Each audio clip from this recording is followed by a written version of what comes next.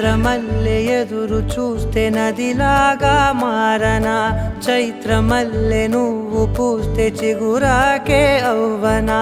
నన్నే వరించే యువరాజును అంట నీ